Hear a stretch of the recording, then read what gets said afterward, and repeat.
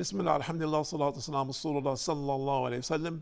Assalamu alaikum wa rahmatullahi wa barakatuh. My name is Tariq Khalid. I'd like to welcome to our program here at Sharjah TV, Doing Good. And we hope and we pray by Allah's mercy and grace that all our viewers today are doing good and doing the deeds which Allah is most pleased with, which will benefit them in this world and more importantly in the hereafter. So let's see first what Allah says. Chapter 3, verse number 160. Bismillahirrahmanirrahim. If Allah is your helper, no one can overcome you. And if He withdraws His help from you, who is there who can help you? In Allah, let believers put their trust. In Allah, let believers put their trust. So, this is a test for us. If we say that we believe, then trust in Allah. Be steadfast in your actions, believing that Allah will help you under all conditions, that Allah can change any condition as He likes. We have to believe that. We have to live by it. We have to die by it. So, where do you stand? I'm always asking people this. Where are you today? What is your mentality today? Especially if you're not a Muslim. If you're not a Muslim, where are you? Where are you? Who are you? What is your present status? People say, well, brother, who do you think you are? You're calling on us. You're talking down to us. No, I'm not talking down to you. I was a non-Muslim. I know many, many non-Muslims. So I'm not calling down to anybody. We're calling you to come up. We're calling you to that which Allah has created to elevate mankind. And we're not saying this in an arrogant manner that I'm better than you. No, I'm saying that Allah has given us a means and methodology to improve ourselves, to uplift ourselves, to come closer to Him.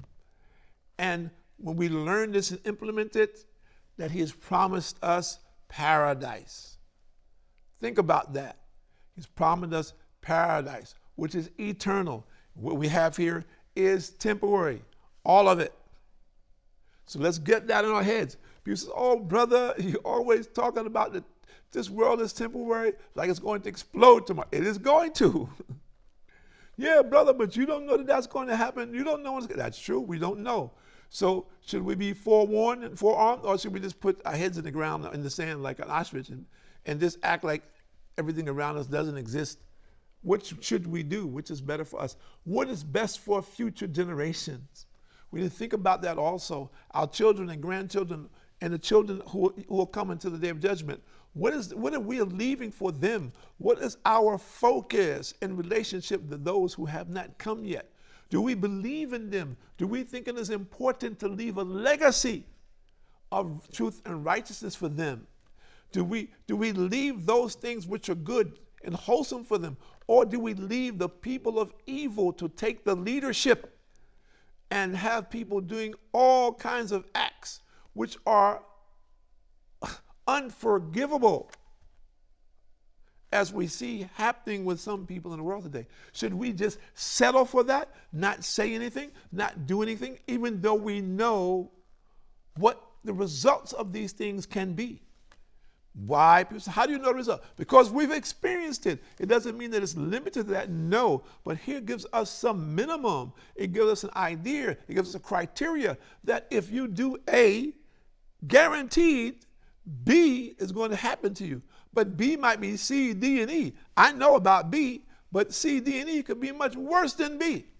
And you cannot guarantee that it will not be. If you have left the remembrance of Allah, if you have left the commandments of Allah, if you're a person that says, I don't believe in Allah, you believe in yourself. Really? You believe in yourself? How far do you think that's going to take you? Belief in yourself. This is a kind of arrogance that is total ignorance. If this is the case, fine. Stop yourself from sleeping. If you're powerful, stop yourself from going to the toilet. If you're powerful, stop yourself from having to drink water. If you're powerful, stop yourself from having to eat food. If you're so powerful. You say, oh, brother, what you're saying is ridiculous. Yes, it's absurd. It is absurd. So similarly, to think that you have control over these things, which you do not. You don't have control of your life or death. If so, then do it. Prove it. Very simple. If you say that it is, you can do this, then prove it. And we will believe you, but we don't. Because we know better. So we need to take the time out now. Today, if you listen to this program, regardless of what time it is, think about your present condition. How is it you can choose and change and improve? What choices will you make today that will benefit you tomorrow or the next day? Make good choices. Good choices being those things which will benefit you in your hereafter, not solely in this world. People says, oh, here you go again, brother. You're talking about the hereafter. You're talking about dying. We don't want to talk about dying. We want to live. We like life. We enjoy life to the fullest. Who doesn't? Except those people who may be facing some trauma. But generally speaking, who doesn't enjoy their life? Who doesn't have a wholesome life, a good life? Of course we do. But we have belief, which surpasses this world, which connects us with Allah, the creator, sustainer.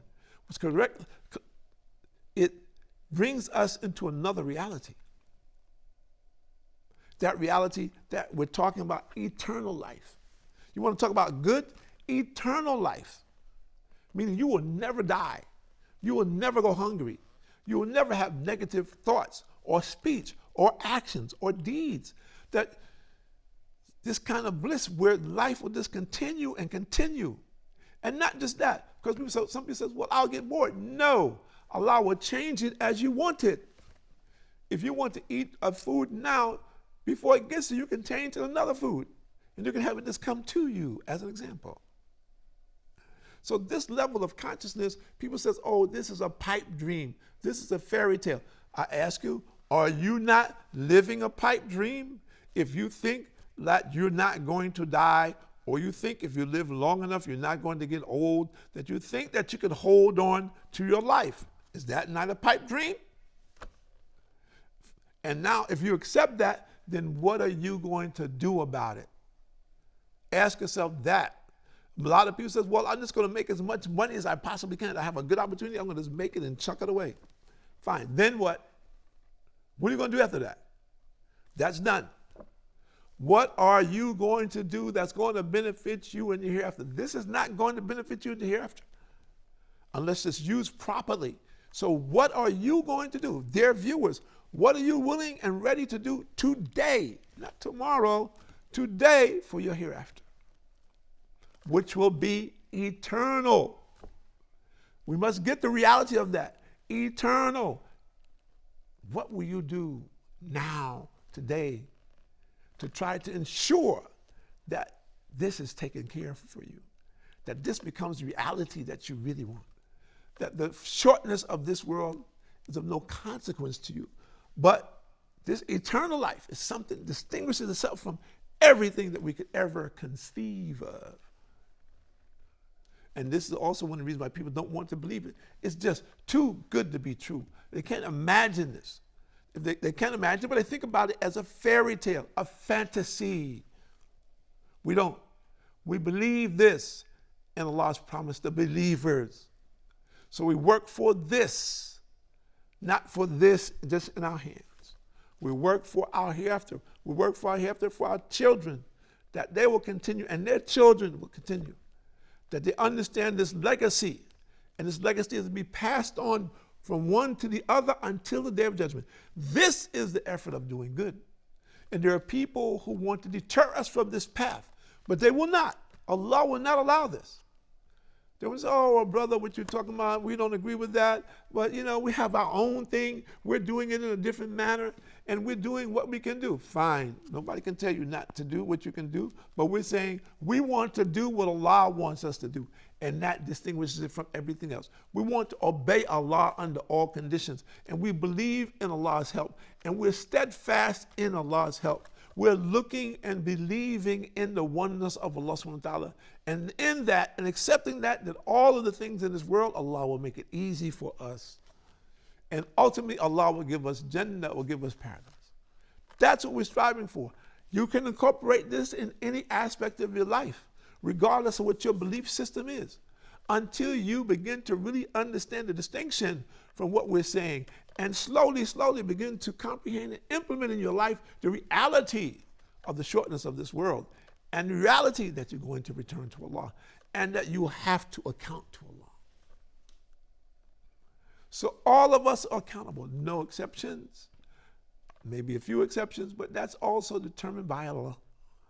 So we should make intention today to strive to do righteousness for the sake of our own souls and to understand and implement the realities that we're faced in this world, to put into place the Quran and the Sunnah in a way where we can debate and interact with people who have different understandings and belief systems, with the intention of explaining to them that they can see clearly when they make a comparative analysis, they can make choices as to what's going to be most beneficial for them, for their family, for their friends, for their neighborhood, until the Day of Judgment.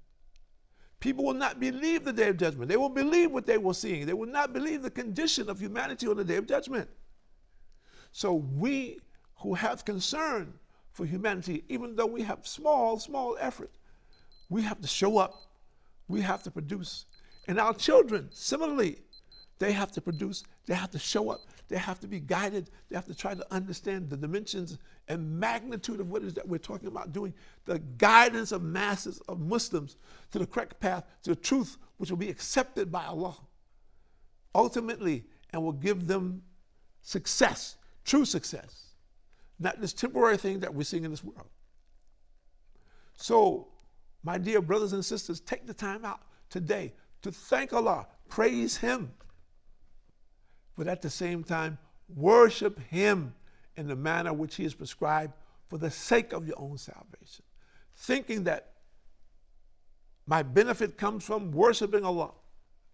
There's no such thing as worshiping too much. Some people think, oh, well, they're brothers in the masjid all the time, he prays too much. There's no such thing as praying too much. Oh, he reads too much Quran.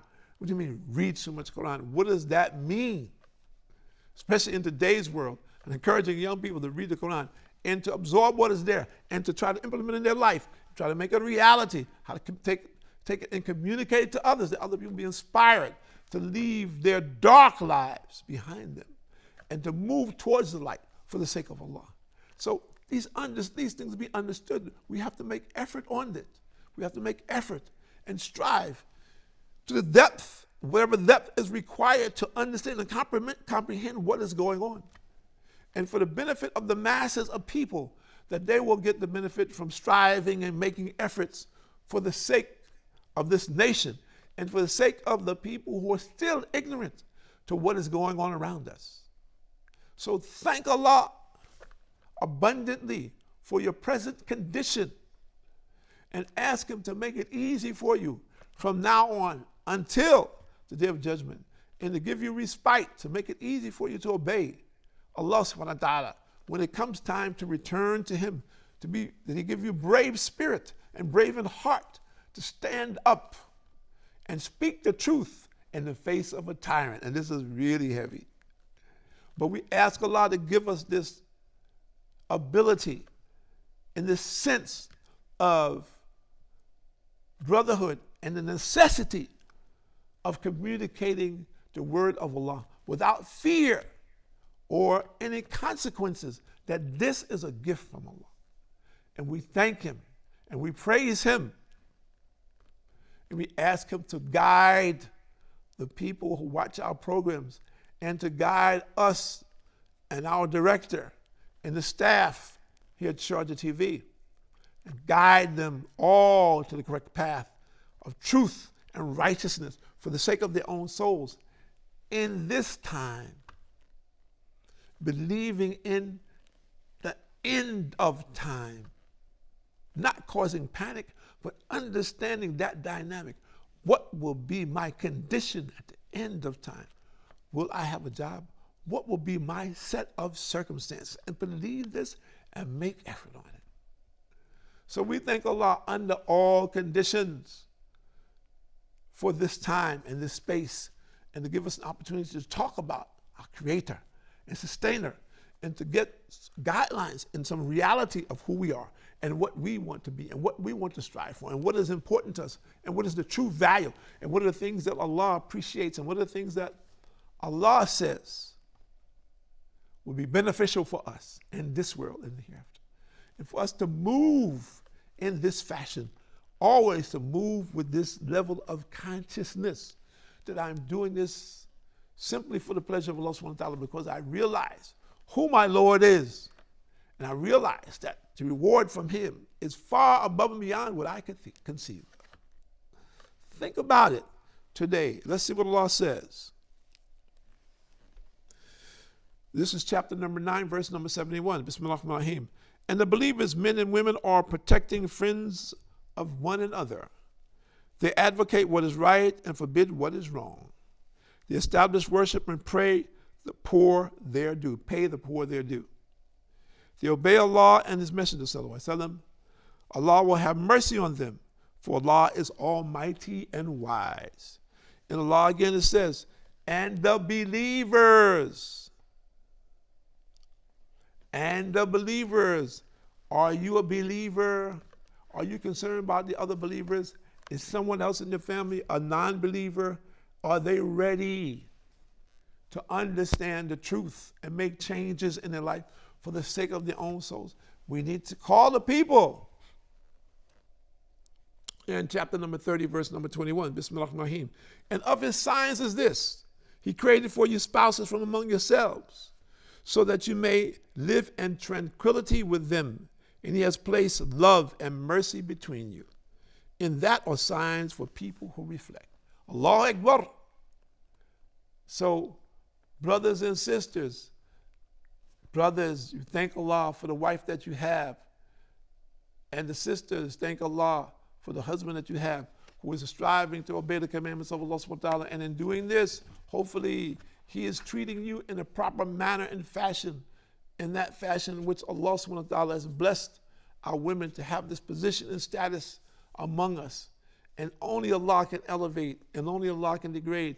And we pray and we ask Allah to continue to elevate our women and grant them the truth and understanding of the implementation of it for the sake of their own souls and for the sake of future generations. Jazakallah khair, barakallah fiqh. My name is Sharjah Khalid from Sharjah TV, doing good and keep doing good, inshallah. Assalamu alaikum wa rahmatullahi wa barakatuh.